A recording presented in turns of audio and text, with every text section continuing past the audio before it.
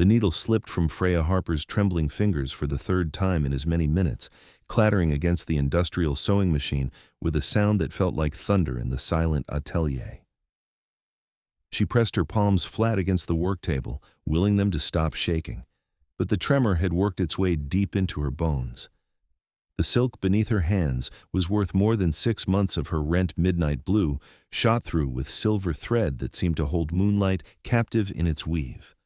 One wrong stitch, one slip of the blade, and it would be ruined. One mistake, and Madame Chevelle would finally have the excuse she'd been looking for to throw Freya out onto the street. The clock on the wall read 2:30 in the morning. The commission was due in 6 hours. Freya picked up the needle again, threaded it with hands that wouldn't cooperate, and tried to focus on the seam that needed to be invisibly joined along the shoulder. The garment was a masterpiece, or it would be if she could just finish it without destroying everything. A long coat in the old style, fitted through the shoulders and chest, falling in perfectly weighted folds to mid-calf. The kind of thing that would have been worn by nobility centuries ago, but updated with a modern cut that made it both timeless and immediate. She'd been working on it for 3 weeks. Madame Chevelle had given her the commission personally, which should have been an honor. Instead, it had been a test, one more impossible standard to meet, while Madame watched with those cold eyes, waiting for Freya to fail.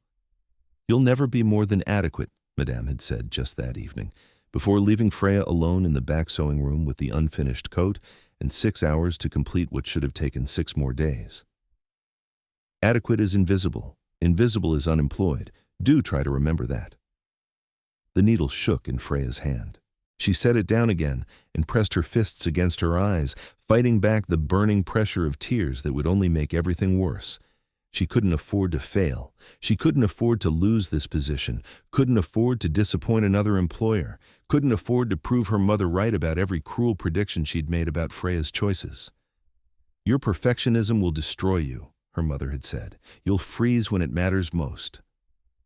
The workroom felt too small suddenly, the mannequins looming like silent judges in the dim light.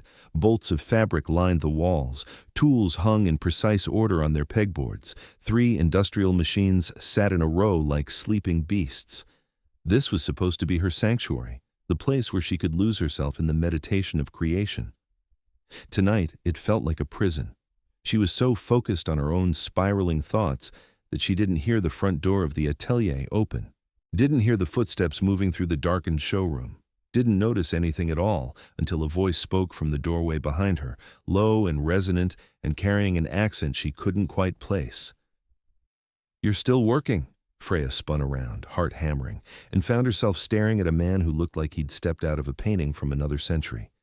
He was tall, easily 6.5 feet, with bone-white hair that fell past his shoulders and skin so pale it seemed to gather and hold what little light there was.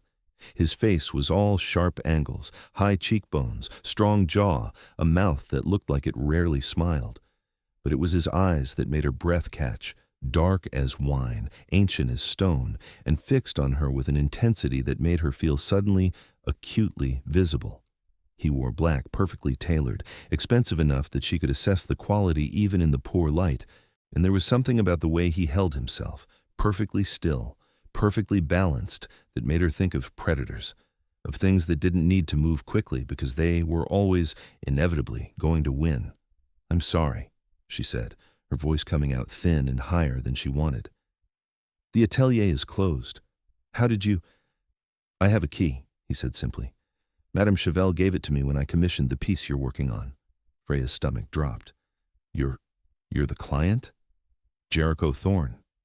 He moved into the room, and it was like watching water flow, each step precise and eerily graceful. "You're Freya Harper. The seamstress Madame Chevelle promised could create anything." "She told you that?"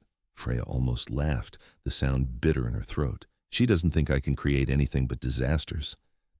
"Then why did she assign you to my commission?" It was a good question. Freya had been asking herself the same thing for 3 weeks. "I think she wanted to prove I'd fail." Jericho stopped a few feet away, studying her with those impossible dark eyes. This close, she could see details that made her artist's mind catalog and question: the otherworldly quality of his skin, the the way he didn't seem to breathe, the faint impression that he was only partially present in the room, as if most of him existed somewhere else entirely. "Are you going to fail?" he asked. The question was gentle, but it hit like a blow. Freya looked down at her shaking hands, at the needle lying abandoned on the table, at the beautiful coat that needed 6 more hours of work and only 6 hours until dawn. "I don't know," she whispered. "I can't stop shaking. Every time I try to work, I think about all the ways I could ruin it, all the ways I could make a mistake that can't be fixed. And then I freeze. And the more I freeze, the less time I have, and the less time I have, the more I shake and you spiral," Jericho finished, perfectionism eating itself. She looked up at him, surprised. "You understand? I've lived a very long time. I've seen every kind of fear." He tilted his head slightly, considering. "May I see the coat?" Freya gestured to the mannequin where the coat hung, still unfinished, the shoulders not yet fully joined, the hem not yet perfectly weighted. "It's not done.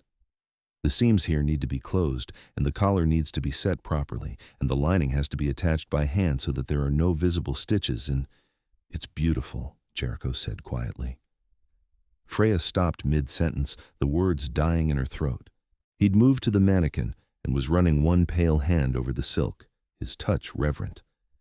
In the dim light of the workroom, with the shadows falling across his face and the silver thread catching the light, he looked less like a man and more like something carved from marble, something ancient and powerful and impossibly sad. "You're worried about the wrong things," he said, not looking at her. "You're so focused on the possibility of failure that you've forgotten why you create in the first place." "I create because it's the only thing I'm good at," Freya said. "Or I used to think I was good at it. Now I'm not sure anymore." "Why did you become a seamstress?" The question caught her off guard. No one had asked her that in years. "Because when I was small, my grandmother taught me to sew. She could take scraps of nothing and turn them into something beautiful, something that mattered. She said that every stitch was a tiny act of faith, that the next stitch would be there, that the pattern would emerge, that the finished piece would be worth the time and care." "Do you still believe that?" Freya looked at the coat, at the silver thread gleaming against the midnight blue. "I want to." Jericho turned to face her fully, and the weight of his attention was like standing in front of a bonfire. "Then let me show you something. Give me your hand." She should have been afraid. Some part of her recognized that this was strange, that everything about this situation was strange. A client appearing in the middle of the night, moving like shadow, looking like something out of legend. But there was something in his voice, something steady and certain, that made her reach out despite her better judgment. His hand closed around hers, and his skin was cool, not cold but not warm either, like marble that had been sitting in shade. He drew her away from the work table, away from the mannequin and the machines and the harsh fluorescent light, into the center of the workroom where there was space among the bolts of fabric and the rolling dress forms. "What are you teaching you something my sister taught me centuries ago," he said. "When fear takes root in the body, you can't think your way out of it. You have to move." And then, impossibly, he was dancing with her. It wasn't any dance Freya recognized. There was no music, no rhythm except what he created with the gentle pressure of his hand guiding hers, the subtle shift of his weight as he moved her through the cluttered workroom. He led her around the mannequins, between the bolts of fabric, past the silent sewing machines. His movements were precise and controlled, each step deliberate, and somehow she found herself following without thinking, without planning, her feet moving in patterns she didn't know she knew. "You're thinking again," he said quietly, his breath cool against her temple. "Stop thinking." "I can't just stop." "Yes, you can. Focus on my hand. Focus on the movement. Nothing else exists right now except this moment, this step, the next step." Freya tried to argue, but he spun her slowly, and the movement took all her concentration. She stumbled, and he caught her easily, his other hand coming to rest at her waist, steadying her. They were close enough now that she could see the inhuman beauty of him, clearly the way his features were just slightly too perfect, too symmetrical, the way his eyes held depths that shouldn't exist in a human face. "What are you?" she whispered. "Does it matter right now?" "I think it might." He smiled, just a slight curve of his mouth, and it transformed his face from marble statue to something alive and dangerous and magnetic. "I'm the monster Madame Chevelle hired you to dress. I'm the reason she's terrified of failure. I'm the client who could destroy her business with a word. His hand tightened slightly on hers. But right now, in this moment, I'm simply someone who understands what it's like to be paralyzed by fear. You're not afraid of anything, Freya said. I'm afraid of many things. I've just had centuries to learn how to move through the fear instead of freezing in it. He danced her past the cutting table, the movement so smooth and certain that she stopped thinking about her feet and just let herself follow. The tremor in her hands was fading. The panic that had been clawing at her chest was loosening its grip.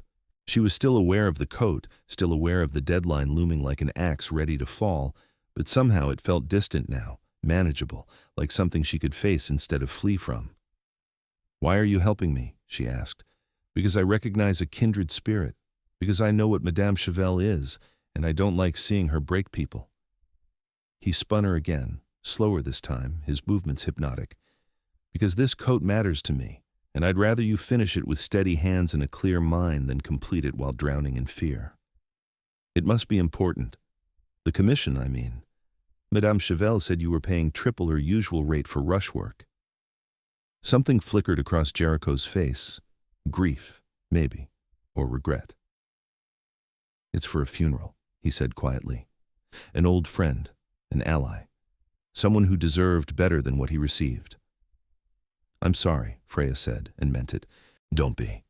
Death comes for everyone eventually, even those of us who think we've outrun it." He drew her into another turn, this one taking them past the mannequin where the coat hung. The coat is meant to be mourning attire, something dignified, something that honors what was. "Then I'll make sure it's perfect," Freya said. "No," Jericho said firmly. "You'll make sure it's finished. Perfection is the enemy of completion. Better to have something good and done than something perfect and impossible." They were barely moving now, swaying slightly in place, his hand still holding hers, his other hand still at her waist.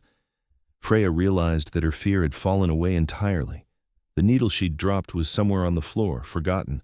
The panic that had been choking her had dissolved into something else, not confidence, exactly, but a kind of calm focus, a sense that she could do this, that she would do this. "Thank you," she said. Jericho released her, stepping back, and the loss of his steadying presence was startling. But the calm he'd created remained, settling into her bones where the tremor had been. "Finish the coat," he said. "I'll stay, if you'd like. Sometimes it's easier to work when you're not alone."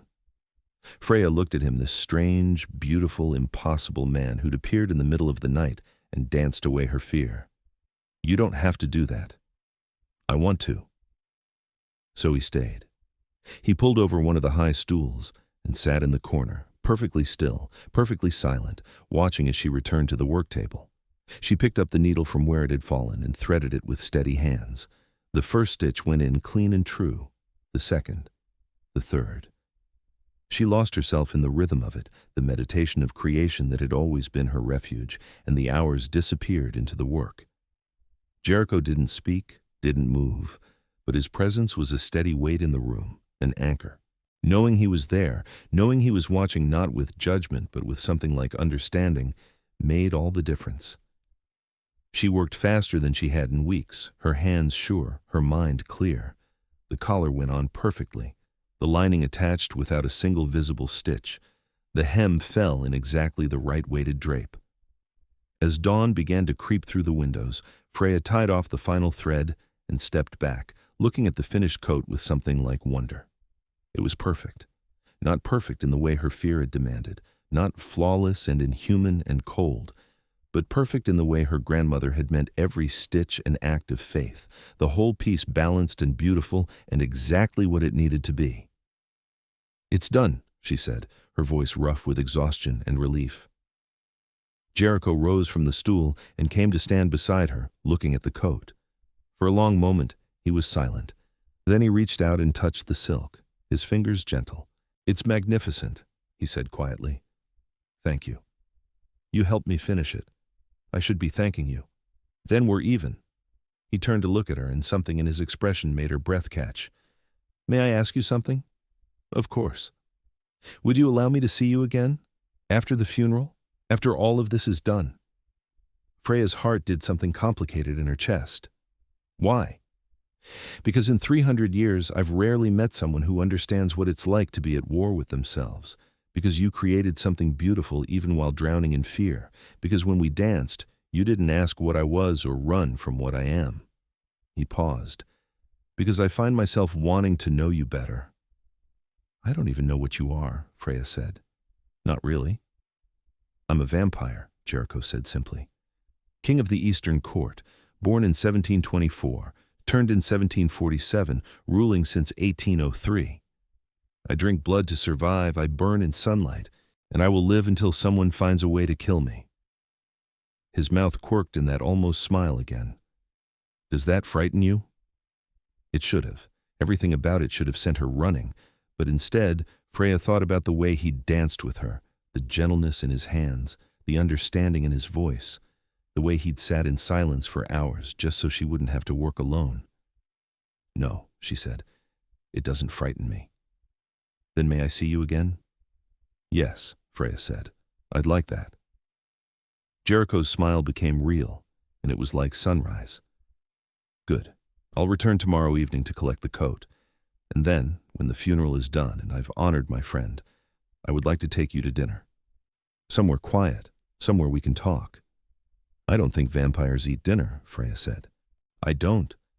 But I remember what good food tastes like, and I enjoy watching people take pleasure in things I can no longer have. He moved toward the door, then paused and looked back. Sleep, Freya Harper. You've earned it. And then he was gone, disappearing into the pre-dawn shadows as silently as he'd arrived. Freya stood alone in the workroom, looking at the finished coat, trying to process everything that had just happened. A vampire, a king, someone who'd appeared out of nowhere and danced away her fear and asked to see her again, someone who'd looked at her like she mattered. The front door of the atelier crashed open, and Madame Chevel's voice cut through the silence like a blade. Harper, where is my commission? Freya took a deep breath, pulled the coat from the mannequin, and went to face her employer. Madame Chevel stood in the showroom, resplendent in crimson silk, her dark hair pulled back in a severe chignon. She looked at the coat in Freya's arms, then at Freya herself, her eyes narrowing. It's finished, she said, and there was surprise in her voice, disappointment too. I didn't think you'd manage it. I almost didn't, Freya admitted. But the client came by, he helped. Madame Chevel's face went white, actually white, all the blood draining out of it in a rush. Thorne was here? In my atelier? When? A few hours ago. He stayed while I worked. He stayed, Madame Chevel repeated faintly. She reached for the coat, handling it like it might burn her. This is acceptable work, better than acceptable. He'll be pleased. It was the closest thing to a compliment Freya had ever received from her employer. She wanted to feel triumphant. Instead, she just felt tired. Go home, Madame Chevel said. I'll handle the delivery. And Harper. She paused, something complicated crossing her face. Don't mention that Thorne came by. Don't mention that you spoke to him. Don't mention any of it. Do you understand? He said he wanted to see me again, Freya said. After the funeral. Madame Chevel's hands tightened on the coat. You have no idea what you're involving yourself in. Thorne is dangerous. His world is dangerous. The smartest thing you could do is stay as far away from him as possible. What do you mean, his world? Vampires have politics, Harper. Courts and territories and power struggles that have been going on for centuries. Thorne is a king, which means he has enemies. People who would hurt him by hurting those he cares about. Madame Chevel's voice was sharp. Is that really something you want to walk into? He asked if he could see me again, Freya said quietly. I said yes. That's all I know right now. Then you're a fool. Madame Chevel turned away, the coat draped carefully over her arm. But it's your funeral. Go home. Rest. Come back tomorrow evening if you still have a job. Freya wanted to argue, wanted to demand to know what Madame Chevel meant by that last cryptic comment, but exhaustion was crashing over her in waves. She'd been awake for nearly 24 hours, and the adrenaline that had kept her going was fading fast. She gathered her things and left the atelier, stepping out into the morning light. The city was waking up around her, delivery trucks rumbling past, cafes opening their doors, the first commuters hurrying toward the metro. Normal people living normal lives, unaware that somewhere in the shadows, Vampire kings walked and impossible bargains were struck, and seamstresses danced with monsters until their fear fell away.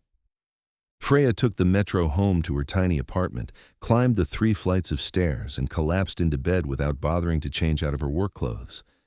Sleep claimed her immediately, deep and dreamless. When she woke, it was late afternoon, and her phone was ringing. She fumbled for it, her mind still fuzzy with sleep. "Hello? Miss Harper?" The voice was unfamiliar, female, crisp and professional. "This is Celine, calling on behalf of Jericho Thorne. He asked me to confirm your dinner plans for this evening." Freya sat up, her heart suddenly racing. This evening? The funeral. Was this morning. Mr. Thorne fulfilled his obligations and is now free to honor his commitment to you, if you're still willing. Yes, I am. Excellent. A car will collect you at 8 o'clock. The driver will have your name. Dress is formal but comfortable. Mr. Thorne asked me to assure you that you'll be perfectly safe. Where are we going? Mr. Thorne prefers to surprise his guests. I hope that's acceptable.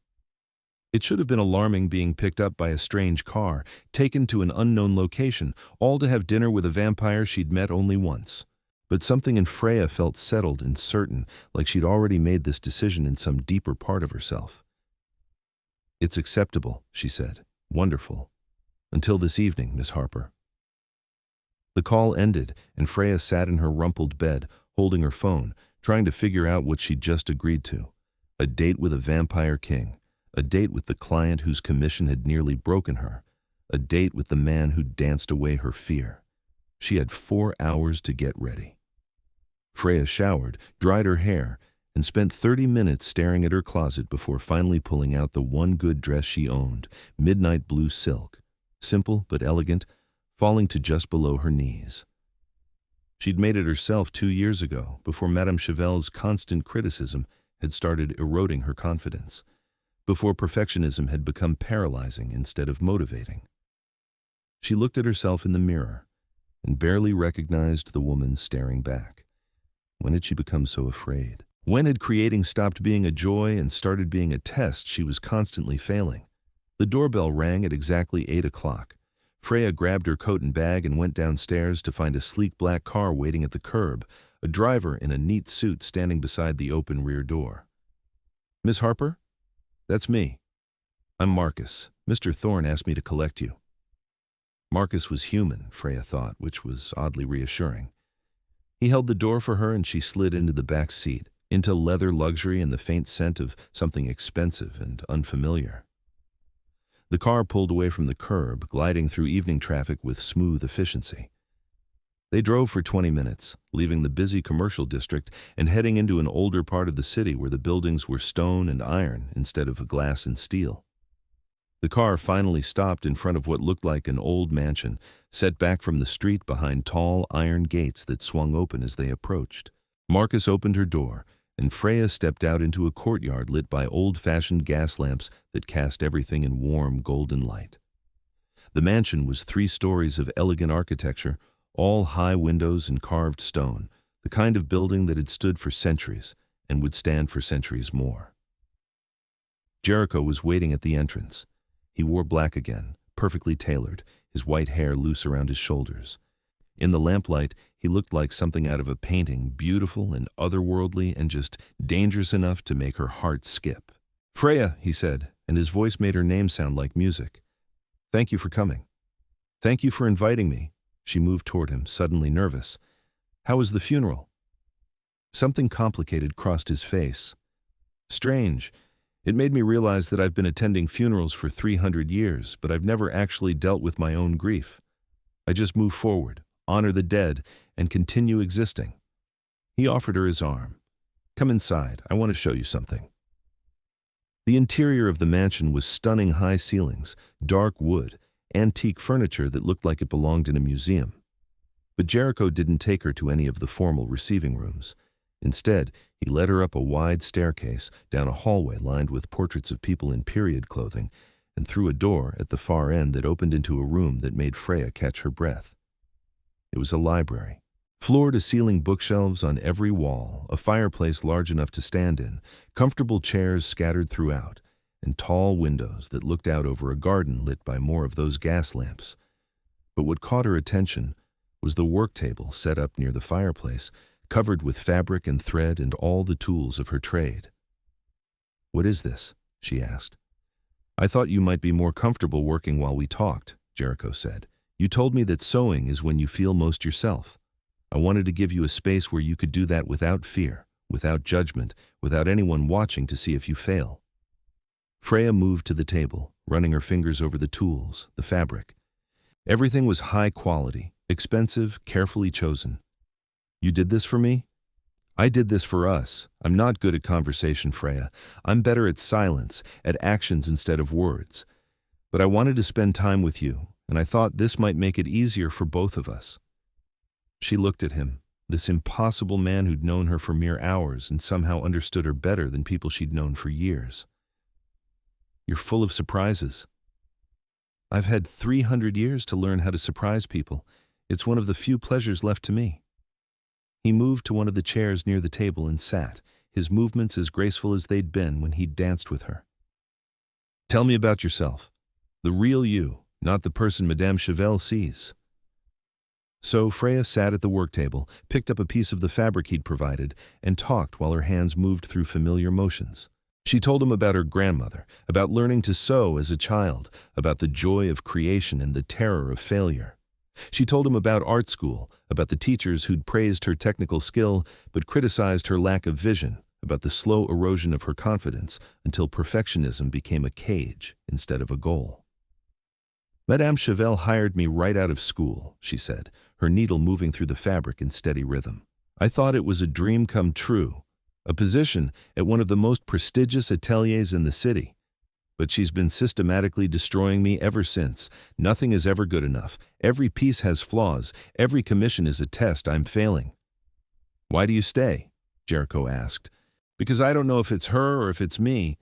What if she's right? What if I really am just adequate and leaving would just prove that I can't handle criticism?" Freya set down her needle and looked at him. "What if I'm the problem?" "You're not the problem," Jericho said firmly. "I've seen your work. I wore your creation to honor my friend this morning, and it was perfect, not flawless perfect. There's a difference." "What difference?" "Flawless is cold, inhuman. Perfect is when something is exactly what it needs to be, flaws and all." He leaned forward, his dark eyes intent on hers. "You created something with heart, Freya. Something that honored grief without being consumed by it. That's rare. That's valuable." Madame Chevelle would disagree. "Madame Chevelle is afraid of me, which means she's afraid of failure. Which means she passes that fear on to everyone who works for her. She's not a teacher. She's a tyrant." His voice had gone cold. "I don't like tyrants." "You're a king," Freya pointed out. "Doesn't that make you a tyrant by definition?" "Kings can be tyrants. They can also be guardians. I prefer the latter." He stood and moved to the window, looking out over the garden. "I became king because someone needed to stop the chaos, not because I wanted power. My court respects me because I protect them, not because I terrorize them." "What kind of chaos?" "The kind that happens when vampires decide humans are nothing but food and entertainment. The kind that draws attention from hunters and governments and puts everyone at risk." He turned back to face her. "We exist in the shadows, Freya. We survive by being careful, by maintaining the secrecy that keeps humans from realizing we're real. When that secrecy is threatened, I step in. That sounds exhausting." "It is. It's also necessary." He returned to his chair, settling back into that preternatural stillness that made him seem more statue than man. "I've been king for over 200 years. Most of that time I've been alone. I have allies, friends, court members who respect me, but I've never had someone I could simply be with, someone who sees what I am and doesn't flinch." "You think I'm that person?" Freya asked quietly. "I think you might be, if you're willing." The fire crackled in the hearth. Outside, the gas lamps flickered in the garden. Freya looked at this beautiful, dangerous, impossible man who danced away her fear and filled a room with fabric so she'd feel comfortable, and she realized that she wanted to say yes, wanted it with an intensity that should have been terrifying, but somehow felt right. "I'm willing," she said, "but I need to understand what I'm walking into. Madame Chevelle said your world is dangerous, that you have enemies who would hurt the people you care about. She's not wrong, Jericho said. I do have enemies, other courts, rogue vampires, humans who know what we are and want us dead. Being close to me puts you at risk. Then why ask me? Why not just let me finish the code and forget we ever met? Because I'm tired of being alone. Because I saw something in you that I recognize someone fighting themselves, someone drowning in expectations, someone who just needs space to breathe. His voice was quiet, but intense. Because when I danced with you, it was the first time in decades that I felt like I was living instead of just existing. Freya's chest felt tight. I don't know how to be in a vampire's world. I don't know how to be in a human's world anymore. We'll figure it out together. He stood and offered her his hand. Dance with me again. No fear this time. Just us. She should have asked more questions, should have demanded details about court politics and enemies and exactly what danger she might face. But instead, she set down her sewing, stood, and took his hand. This time, the dance was different. Slower, more intimate, his arms around her not to teach but to hold. They moved through the library in silence, the only sound the crackle of the fire and the whisper of fabric against wood. Freya let herself relax into his embrace, let herself feel the cool solidity of him, the strength that he held carefully in check. Tell me about your friend, she said quietly. The one you lost. Jericho was silent for a long moment. Then, his name was Matthias. We met in 1810 during the wars. He was human then, brilliant and passionate and utterly fearless. He became a doctor, spent his life saving people. When he was dying, he asked me to turn him so he could continue his work. Did you? No. He'd lived a full life, a good life. Turning him would have been taking that away, making him into something else, something that could never walk in daylight or eat food or grow old with the people he loved. So I sat with him while he died, and I promised to honor his memory. The coat was for his funeral? Yes. But when I put it on this morning, when I stood in front of his grave, I realized something. Jericho stopped moving, his hand still holding hers. I realized that the coat wasn't mourning attire. It was too beautiful, too alive. The silver thread you wove through it caught the light like hope. The cut was modern, forward-looking. You'd made me a celebration robe, not a funeral shroud. I'm sorry, Freya said.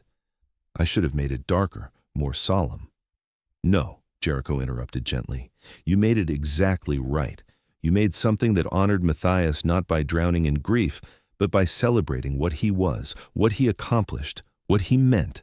You made me realize that I could let him go without forgetting him. Without a word, Freya said, remembering what he'd said about being better at actions than speech. Without a word. You convinced me with needle and thread and understanding. He drew her closer, and she could feel the cool press of him against her, the inhuman stillness that was somehow comforting.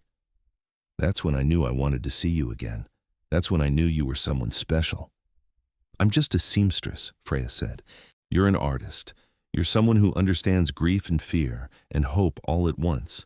You're someone who creates beauty even while drowning in doubt. His hands tightened on hers. You're someone I want to know better, someone I want to protect, someone I want to keep safe from everything that might hurt you. Including yourself? Freya asked. Especially myself. If you ever want to leave, if you ever decide this is too much, I won't stop you. I won't use my power or my influence to keep you. I'll let you go. His voice was fierce. But until then, I'll do everything in my power to make sure you're safe and happy and free to create without fear. Freya looked up at him, at his beautiful inhuman face, at his dark wine eyes that held centuries of experience and loneliness and carefully controlled hope. What if I don't want to leave? Then I'll spend every evening finding new ways to make you smile. She laughed, and it felt like something inside her unclenched. That's a dangerous promise. I might hold you to it. Please do. They stood there in the library, wrapped in each other's arms, the fire burning low behind them. Outside, the night deepened, and somewhere in the city, life continued its normal pace. But here, in this moment, in this space that Jericho had created just for her, Freya felt something she hadn't felt in years. She felt safe. The next 2 weeks fell into a pattern. During the day, Freya worked at the atelier under Madame Chevel's increasingly critical eye. Every piece she completed was dismissed as adequate or barely acceptable. Every mistake was magnified into a catastrophe. The other seamstresses began avoiding her, sensing that Madame Chevel had marked her for removal. But when evening came, Jericho's car would be waiting. Marcus would drive her to the mansion, and she'd spend hours in the library, sewing and talking and occasionally dancing, when Jericho decided she needed to stop spiraling into perfectionism again. He was teaching her, she realized, not with words or criticism, but with presence and patience. Teaching her that creation could be joyful again, that mistakes weren't catastrophes, that perfect and flawless weren't the same thing. "You're overthinking again," he said one evening, watching as she tried for the third time to set a sleeve that refused to cooperate. "It's not sitting right," Freya argued. "The curve is wrong." "The curve is fine. You're trying to force it to match some imaginary ideal instead of letting it be what it wants to be. Fabric doesn't want things. Everything wants things. Fabric wants to drape. Stone wants to settle. Water wants to flow." Jericho came to stand behind her, his hands settling lightly on her shoulders. "You're fighting the fabric instead of working with it. Now you sound like my grandmother." "Your grandmother was wise. Listen to her voice instead of Madame Chevel's." Freya set down her work and leaned back against him, letting his cool solidity support her. "Madame Chevel is going to fire me soon. I can feel it. Then leave before she can." "And do what? I can't afford to be unemployed. I can barely afford rent as it is." "Work for me," Jericho said simply. Freya twisted to look up at him. "What?" "My court needs a seamstress. Vampires are vain creatures. We care deeply about appearance, about maintaining the old elegance. I'm always commissioning clothing for court events, and I'd rather have someone I trust creating them than dealing with people like Madame Chevel." His hands tightened slightly on her shoulders. "Work for me. Live here, in the mansion. Create without fear or judgment or deadlines designed to make you fail." "That's too much," Freya said. "I can't just move in with you. We've known each other for 2 weeks. "I'm not asking you to move in with me. I'm offering you a position and a place to work. This mansion has 30 rooms. You can have your own suite, your own space, complete privacy if that's what you want." He paused. "Or you can share my space. Your choice. Always your choice." It was tempting. Dangerously tempting. The idea of escaping Madame Chevel's constant criticism, of having unlimited resources to create, of spending her evenings in this beautiful library with this beautiful man who understood her in ways no one else ever had. "I need to think about it," Freya said. "Take all the time you need. The offer stands regardless." 2 days later, Madame Chevel called Freya into her office. "Sit down, Harper." Freya sat, her heart sinking. This was it. The firing she'd been expecting, the final proof that she wasn't good enough. "I've received another commission from Thorne," Madame Chevel said. "A full court wardrobe, 6 pieces, all formal, all to be completed within a month." "That's impossible," Freya said. 6 formal pieces in a month would require at least 3 seamstresses working full-time. "He specifically requested you, only you, and he's paying enough that I can't refuse." Madame Chevel's mouth was a thin line. "So you'll do it. You'll work every hour you're not sleeping, and you'll deliver perfection. Because if you fail, it won't just be your job on the line. It will be my entire business." "Why would he do this?" Freya asked, though she suspected she already knew. "Because he's testing you, or testing me, or playing some game that I don't understand." Madame Chevel leaned forward. "I told you that his world is dangerous, Harper. I told you to stay away from him. But you didn't listen, and now we're both trapped in whatever scheme he's running." "He's not running a scheme," Freya said. "He just wants clothing. Vampires always want something, and they always get it, one way or another." Madame Chevel's voice was hard. "Make the clothes, meet the deadline, and pray that when this is over, we both survive." Freya left the office, walked directly to the back sewing room, pulled out her phone, and called the number Jericho had given her. He answered on the first ring. "Freya? You commissioned 6 pieces from Madame Chevel in a month." "Yes." "That's an impossible deadline. She's going to work me until I collapse." "No, she's not, because you're not going to do it there." His voice was calm, certain. "You're going to quit. tonight. And then you're going to come here, and you're going to create those pieces in comfort and safety and take as much time as you need. She said if I fail, she'll lose everything. She'll lose nothing. I'll pay her commission regardless, but I'm done watching her destroy you. There was steel in Jericho's voice now, the sound of a king making a decree. Quit, leave, come to me, I'll take care of everything else. Why are you doing this? Because I care about you. Because I want you safe and happy. Because I'm tired of standing by while someone hurts you. He paused. Because in 300 years, I've never felt about anyone the way I feel about you. And I'll be damned if I let Madame Chevelle take that away from us. Freya's hands were shaking, but not with fear this time, with something else, something that felt like the edge of a cliff, like the moment before jumping, like the breath before diving into unknown water. I'll quit, she said. I'll come to you. Tonight? Tonight. She could hear the smile in his voice. I'll have Marcus waiting for you. Bring whatever you can't bear to leave behind. Everything else we'll replace. Freya ended the call, walked back into Madame Chevelle's office without bothering to knock, and said the words she'd been too afraid to say for 3 years. I quit. Madame Chevelle looked up from her desk, genuine surprise crossing her face. You what? I quit, effective immediately. I'll work for Jericho Thorne directly. You'll still receive payment for the commission, but I won't be completing it here. You can't. I can. I should have done it years ago. Freya felt something like strength settling into her bones, the same steadiness Jericho had given her when he danced away her fear. You've spent 3 years trying to convince me I'm not good enough. But I am good enough. I'm better than good enough. And I'm done letting you make me doubt that.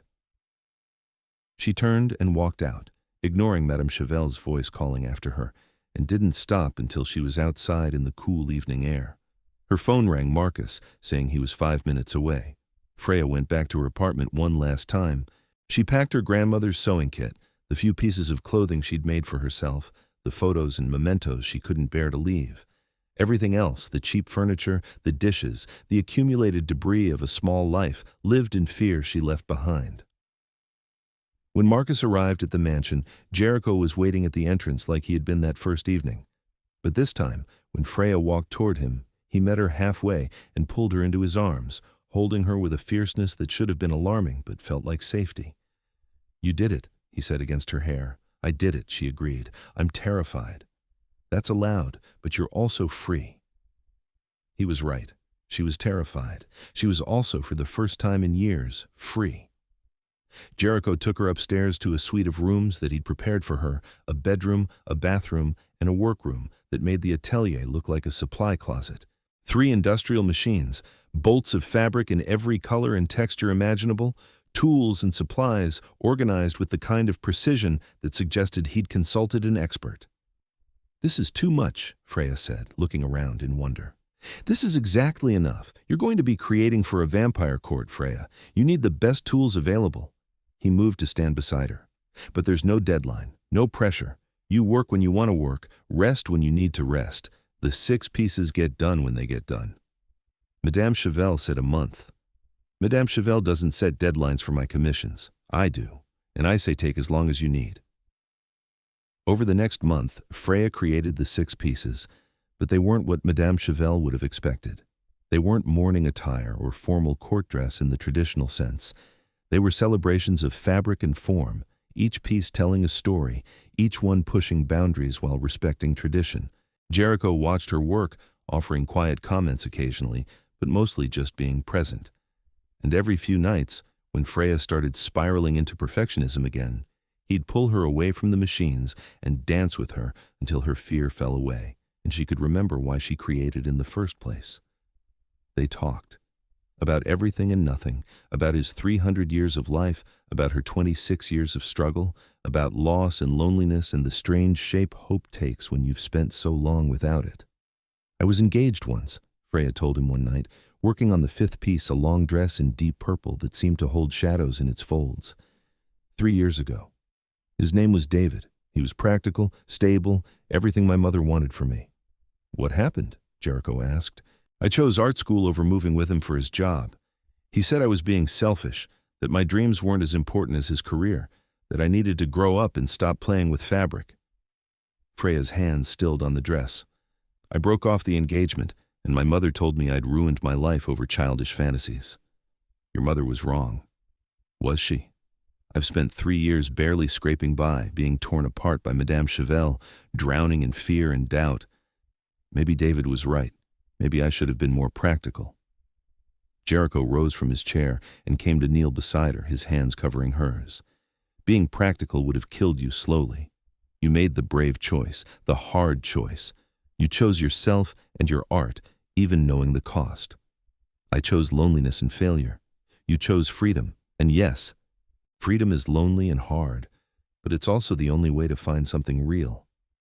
He squeezed her hands gently. You found me. Would that have happened if you'd chosen the safe path? No, Freya admitted. Then it was worth it.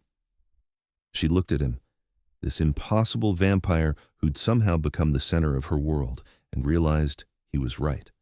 Every hard choice, every failure, every moment of fear had led her to this moment, to these rooms, to him. I'm falling in love with you, she said quietly. Jericho went very still. Freya, I know it's too soon. I know it's dangerous. I know all the reasons it's a terrible idea, but it's true anyway. It's not too soon, Jericho said, his voice rough. It's 300 years too late. He pulled her closer, his forehead resting against hers. I fell in love with you the moment you let me dance away your fear. I've been falling further every night since. Then what are we doing? Something terrifying and inevitable. He kissed her, and his lips were cool and sure, and Freya felt like she was diving off that cliff she'd been standing on, falling into unknown water, and it was exactly where she wanted to be. They spent that night talking in the library, curled together on one of the large chairs, the fire burning low. Jericho told her about being turned, about the terror and confusion of waking up as a monster, about learning to navigate vampire politics and eventually taking a crown he'd never wanted. I became king because no one else would, because someone needed to protect both vampires and humans from the chaos. He ran his fingers through her hair, the gesture gentle. But it's lonely, Freya. I have allies and friends, but I've never had a true partner, never had someone I could be vulnerable with. You can be vulnerable with me, Freya said. Can I? You're human, fragile. I could hurt you so easily, but you won't. How do you know? Because you spent hours teaching me to dance, because you filled a room with fabric to make me comfortable, because you've been unfailingly patient with my fear and my doubt and my constant overthinking. She twisted to look up at him. Because you're not a monster, Jericho. You're a man who was given an impossible burden and has been carrying it with grace for 2 centuries. You see me more clearly than anyone has in a very long time. Then let me keep seeing you. Let me be your partner, your confidant, my love, Jericho finished. Let you be my love. Yes, it will be dangerous. My enemies will see you as a weakness, a way to hurt me. Then we'll face them together. You could grow old while I stay frozen at 23. You could die while I continue existing. Or we could have decades together. Decades of evenings and conversations and creation. Decades of dancing when fear gets too loud. Freya cupped his face in her hands.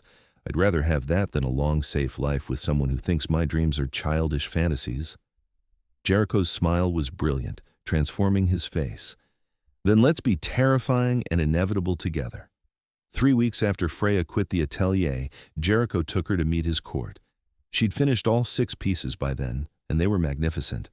The final piece was a long coat, similar to the one she'd made for Matthias's funeral, but this one was in deep burgundy with gold threading that caught light like captured fire. Jericho wore it to the court gathering, and the way he moved in it made Freya's heart skip like he was wearing confidence and power and the promise of something dangerous. The court met in an underground hall beneath the mansion, a space that looked like it had been carved from stone centuries ago and carefully preserved. Gas lamps lined the walls, and the ceiling soared overhead, lost in shadows. Vampires filled the space, dozens of them, all pale-skinned and beautiful, all dressed in clothing that ranged from modern elegance to period costumes that should have looked ridiculous, but instead looked regal. They watched as Jericho descended the stairs with Freya at his side, their expressions ranging from curiosity to concern to barely concealed hostility. "My court," Jericho said, his voice carrying easily through the space. "I present Freya Harper. She is under my protection. Anyone who threatens her threatens me." The room went utterly silent. A woman stepped forward from the crowd, tall and striking, with white hair braided down her back and eyes like chips of ice. "You bring a human to court. You know the law, Jericho. Humans who learn our secrets." "Are my choice to protect or destroy?" Jericho interrupted. "I choose protection. Does anyone wish to challenge that decision?" No one spoke. "Freya is my seamstress and my—" He paused, glancing at her. "Partner," Freya supplied quietly. "My partner," Jericho continued. "She created the clothing I'm wearing. She'll create clothing for any of you who wish to commission her work, and she will be treated with respect and courtesy." His voice dropped, becoming dangerous. "Am I understood?" "Understood, my king," the woman said, though her ice-chip eyes remained cold. "But bringing a human here, letting her see us all, it's a risk. It's my risk to take. Not when it puts the entire court in danger. If she talks, if she tells other humans—" "I won't," Freya said, surprising herself by speaking up. "I'm not stupid. I understand what I've learned, and I understand the consequences of sharing it." The woman looked at her properly for the first time. "You're not afraid." "I'm terrified," Freya admitted, "but I'm also where I choose to be." Something like respect flickered across the woman's face. "I'm Katarina, Jericho's second in command. If he trusts you enough to bring you here, then I'll reserve judgment." She turned to the rest of the court. "Anyone who harms her will answer to both of us. Clear?" Murmurs of agreement rippled through the crowd. The rest of the evening passed in a blur of introductions and careful conversations. The vampires were curious about her, testing her with questions and subtle challenges, but none of them crossed the line Jericho had drawn. And through it all, Jericho stayed close, his presence a constant shield, making it clear with every gesture that she was under his protection. When they finally returned to the mansion, Freya collapsed into one of the library chairs, exhausted. "That was intense." "You did beautifully," Jericho said, settling into the chair beside her. "Katarina respected you. That's rare. She also thinks I'm a risk to the court." "You are. But you're a risk I'm willing to take." He reached over and took her hand. "How do you feel?" "Like I just walked through fire and somehow didn't burn." "Good. That's good practice for court politics." Freya laughed, and the sound was only slightly hysterical. "Is it always like that?" "Sometimes worse, but you handled it perfectly." Over the next month, Freya settled into a rhythm. She worked in her studio during the day, creating pieces for various court members who'd commissioned her work after seeing what she'd made for Jericho. In the evenings, she and Jericho talked and danced and slowly learned each other's rhythms. But the peace didn't last. It started with small things. A brick through one of the mansion's windows with a note attached. "Humans don't belong in vampire courts." Threatening letters delivered to the atelier where Freya used to work, addressed to her but found by Madame Chevelle. Court members reporting being followed, questioned, threatened. Someone knew about Freya. Someone wanted her gone. "It's Nikolai," Katarina said one evening, standing in Jericho's study with maps and reports spread across the desk. "He's been making noise about your human pet for weeks. Says you're weak for letting her into court, that you're compromising our security." "Nikolai has been looking for an excuse to challenge me for a decade," Jericho said calmly. "This just gives him an opening."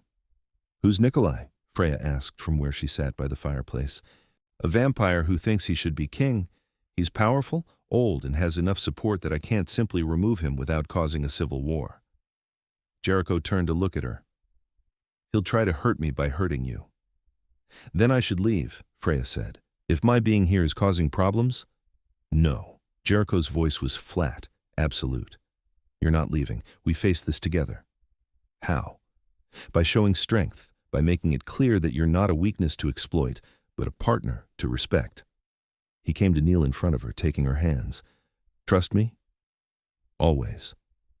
2 days later, Nikolai made his move. Freya was working in her studio when the door crashed open. 4 vampires she didn't recognize stormed in, their movements predator fast, their eyes hungry. "You're coming with us," the leader said. Nikolai wants to meet the human who's bewitched our king. Freya's heart hammered, but she forced herself to stay calm. Jericho won't negotiate. We're not looking for negotiation, we're looking for leverage.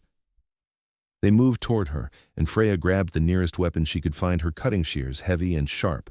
"Don't!" one of them laughed. "What are you going to do with those? You can't hurt us." "No, but I can slow you down." She didn't get the chance. The window exploded inward, and Jericho was there, moving with a speed that made him blur. He was on the vampires in seconds, and Freya had never seen him like this, not graceful and controlled, but brutal and efficient. He moved like violence given form, and the four vampires didn't stand a chance. When it was over, they were on the floor, broken and bleeding, and Jericho was standing over them with his eyes gone entirely black and his fangs visible. "Tell Nikolai," he said, his voice cold and alien, "that if he touches what's mine again, I'll tear him apart personally." The vampires fled, limping and desperate. Jericho turned to Freya, and gradually his eyes faded back to their normal dark wine, his fangs retracting. "Are you hurt?" "No, you got here in time." She was shaking again, but not with fear, with adrenaline, with relief, with the sudden understanding of exactly how dangerous Jericho could be when someone threatened what he cared about. "Thank you. I'm sorry. I should have anticipated this, should have increased security." He pulled her into his arms, holding her tight. "I won't let anyone hurt you, I promise." "I know. But Jericho."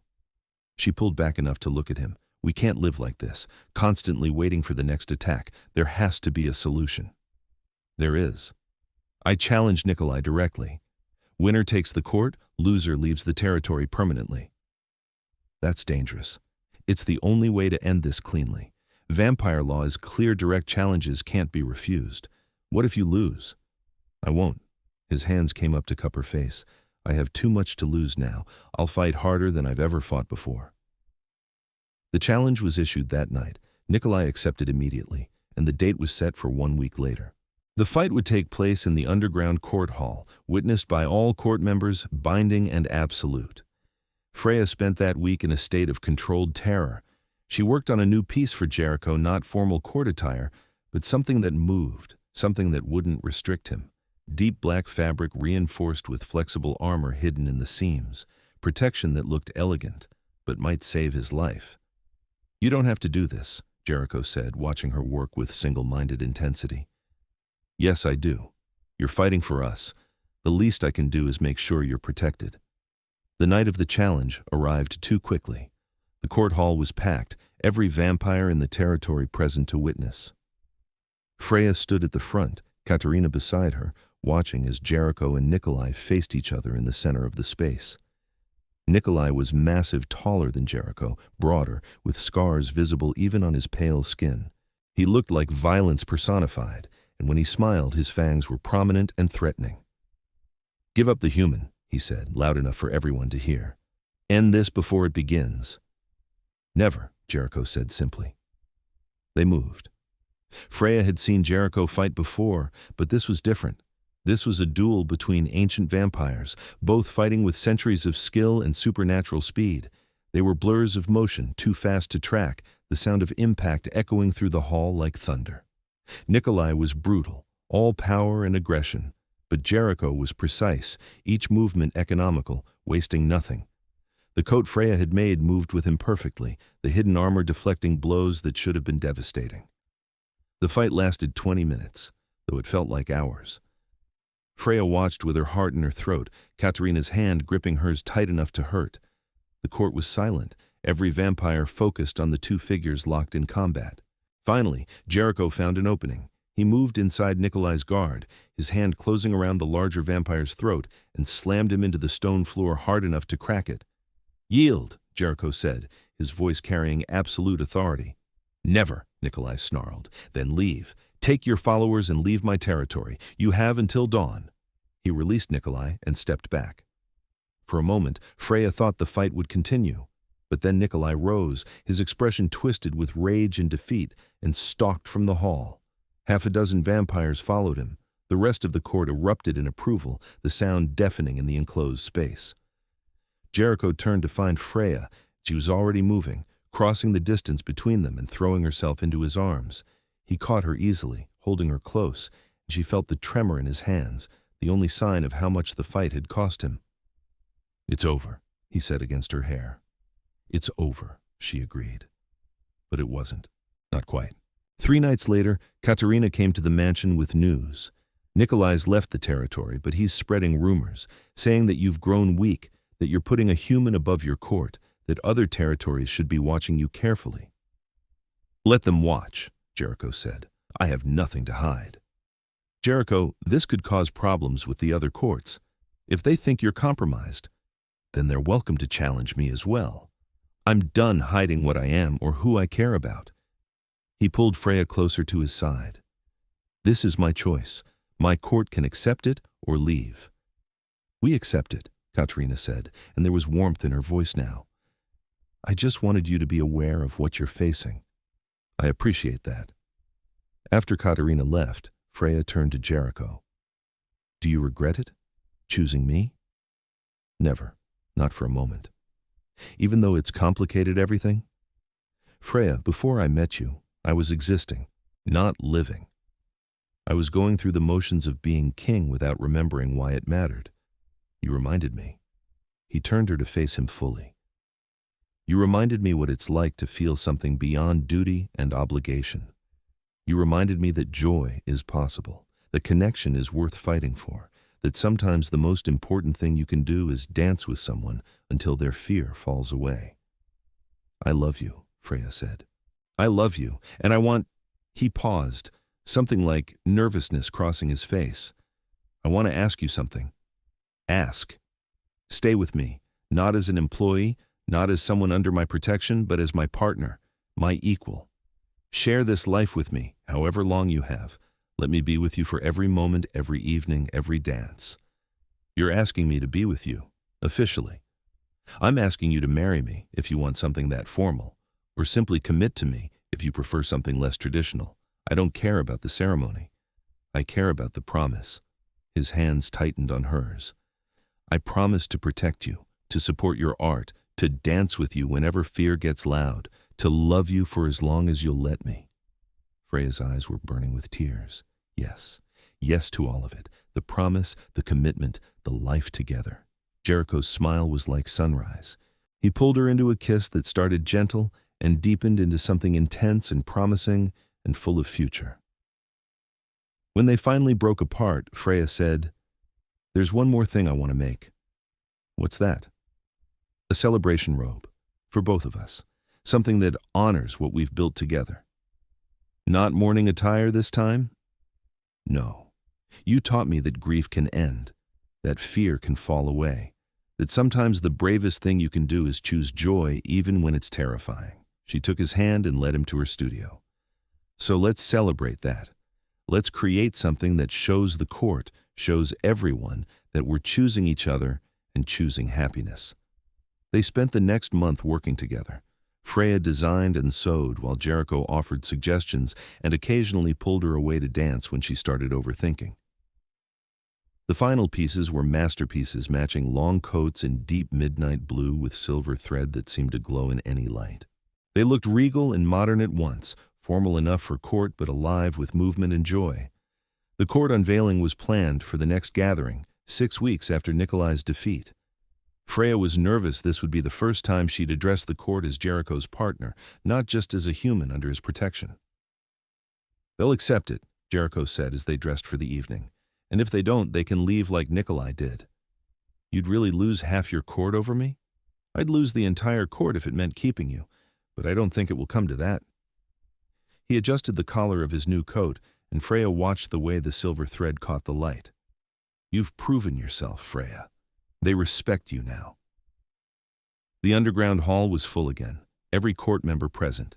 Jericho descended the stairs first, wearing his new coat, and the reaction was immediate murmurs of appreciation, of respect. Then Freya followed, wearing her matching coat, and the murmurs became silence. She found Katerina in the crowd and drew strength from the older vampire's nod of approval. "My court," Jericho said, his voice carrying easily. 6 months ago, I commissioned mourning attire from a seamstress who was drowning in fear and perfectionism. That seamstress created something that changed my understanding of grief and loss. She taught me, without words, that mourning can end and that joy is worth fighting for. He held out his hand to Freya, and she took it, stepping up beside him. Tonight we wear celebration robes. Tonight I present Freya Harper not as a human under my protection, but as my partner, my equal, my chosen companion. She has my loyalty, my protection, and my love. Anyone who wishes to challenge that may leave now. No one moved. Anyone who stays accepts her as part of this court, accepts that she will work with me to lead you, protect you, and build something better than what we had before. Slowly, starting with Katerina and spreading through the crowd, the vampires began to applaud. Not politely, but genuinely, the sound echoing through the hall until it was thunderous. Freya felt tears on her face and didn't bother to wipe them away. Jericho pulled her close, and they stood there together, wrapped in each other and in celebration, robes that honored not death, but life, not grief, but joy. Later, back in the mansion's library with the fire burning low, Freya sat at her work table while Jericho watched from his chair. She was working on something new, not a commission, but a personal project, something just for herself. "What are you making?" Jericho asked. "A tapestry, something to hang in here in our library." She held up the fabric so he could see the emerging pattern, two figures dancing, surrounded by needles and thread and falling fear. "To remember where we started. When I danced you through the sewing room until your needle and fear both fell." "Exactly." Jericho came to stand behind her, his hands resting on her shoulders. "Do you ever regret it? Choosing this life? It's not what you planned." "I planned to be adequate and invisible and slowly crushed by perfectionism. This is infinitely better." She leaned back against him. "I get to create without fear. I get to be with someone who understands me. I get to be part of something larger and stranger and more meaningful than I ever imagined. You get to dance every time fear gets loud." "That too." They stood there in comfortable silence, the fire crackling, the night deep and settled around them. Outside, the world continued its normal pace, unaware that vampire kings and human seamstresses were building something impossible and beautiful and completely theirs. "Tell me about the future," Freya said. "What do you see for us?" "Evenings like this, creating and talking and occasionally having to deal with vampire politics, teaching you more about my world while you remind me how to be part of yours." He turned her to face him. "Growing old together, in our way. You aging while I stay frozen, but both of us changing in the ways that matter. That doesn't scare you? Watching me age? It terrifies me. But the alternative, not having you at all, terrifies me more." His hands cupped her face gently. "I'll take whatever time we have, Freya. Decades or centuries, depending on your choices. Every evening will be a gift." "Centuries?" Freya asked. "You mean, if you ever want to be turned, I'll do it. Not now, not soon. But when you've lived a full human life, and if you still want more." His voice was careful. "But only if you choose it, only if you're sure. I don't know what I want yet, except you. I'm sure about you. Then that's enough." 1 year later, Freya stood in the library looking at the finished tapestry that hung above the fireplace. Two figures dancing, surrounded by falling needles and thread, the fear literally dropping away from their joined hands. It had taken her months to complete, working on it in stolen moments between court commissions and learning vampire politics and building a life that straddled two worlds. She was happy. Not perfectly happy, there were still hard days, still moments when fear got loud, still challenges that came with being human in a vampire court. But Jericho was there through all of it, steady and patient and unfailingly loyal. He taught her about his world while she helped him remember how to live in hers. They danced when she spiraled into overthinking. They talked for hours about everything and nothing. They built something that was entirely theirs. The atelier had closed 6 months ago. Madame Chevelle, unable to recover from losing her most lucrative client and her most skilled seamstress, had shut down operations and disappeared. Freya felt something like pity for her former employer, but mostly she felt relief. That part of her life, the part defined by fear and impossible standards, was over. Now, she ran her own studio out of the mansion, taking commissions from vampires across multiple territories. Her work was sought after, respected, valued.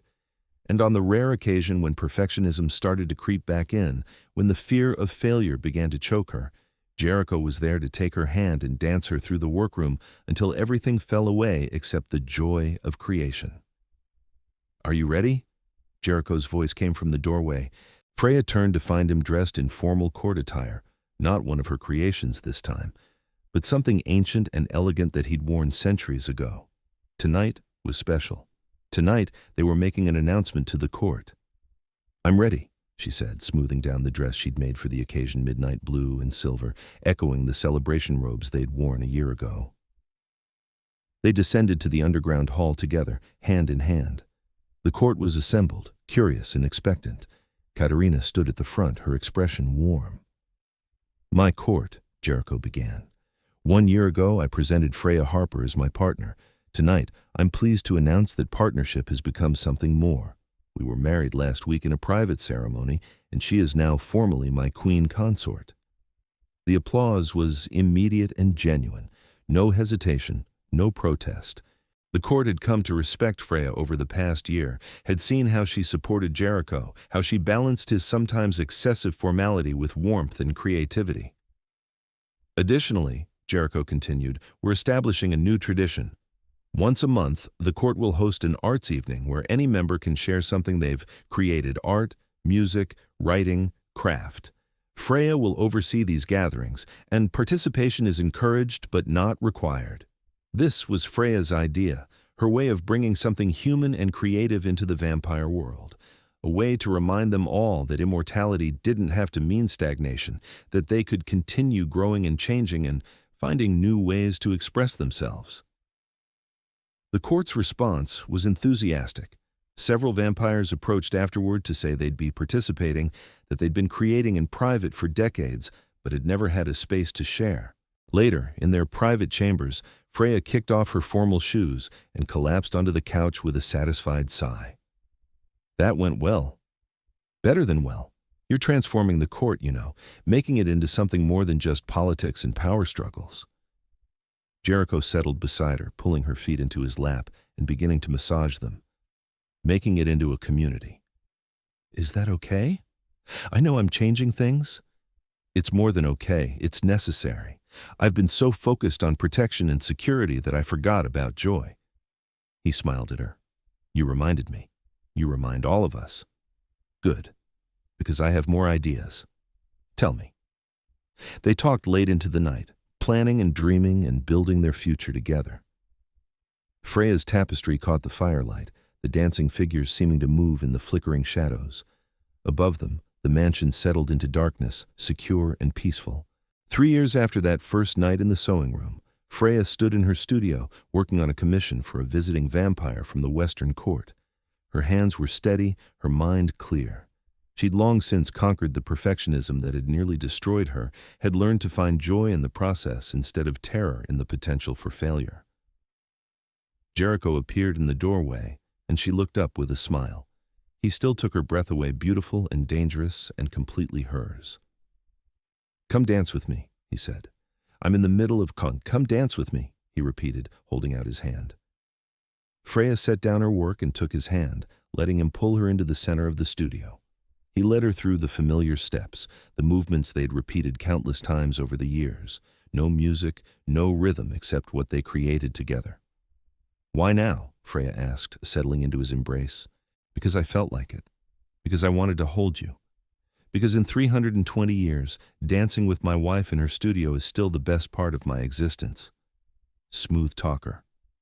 I learned from the best. They swayed together, wrapped in each other, and in the comfortable silence of long familiarity. Outside, the world turned and changed and continued forward. But here, in this moment, in this room where Freya created and Jericho watched, and they both built something impossible and perfect, time seemed to hold still. "I've been thinking," Freya said eventually, "about the future, about what you said years ago, about turning." Jericho tensed slightly. "And not yet. I want to live a full human life first, experience everything I'm meant to experience. But when I'm older, when I've had my fill of daylight and human connections, she pulled back enough to look at him. Then I want centuries with you. I want forever. His smile was brilliant. Then you'll have it, all of it, everything. Promise? I promise. They danced for hours that night, long after Freya should have returned to work, long after any practical reason to continue. They danced because they could, because they wanted to, because it was theirs and always would be. And if sometimes Freya's needle and thread lay forgotten on the work table, if sometimes fear tried to creep back in, if sometimes the weight of two worlds became heavy, well, that was what dancing was for. That was what Jericho was for. That was what they'd built together, stitch by stitch, step by step, evening by evening. A love that was imperfect and impossible and absolutely perfect for them. A love that started when a vampire king danced a seamstress through a sewing room until her needle and fear both fell and continued. Night after night, year after year, for as long as they both existed. Forever, as it turned out, was exactly long enough.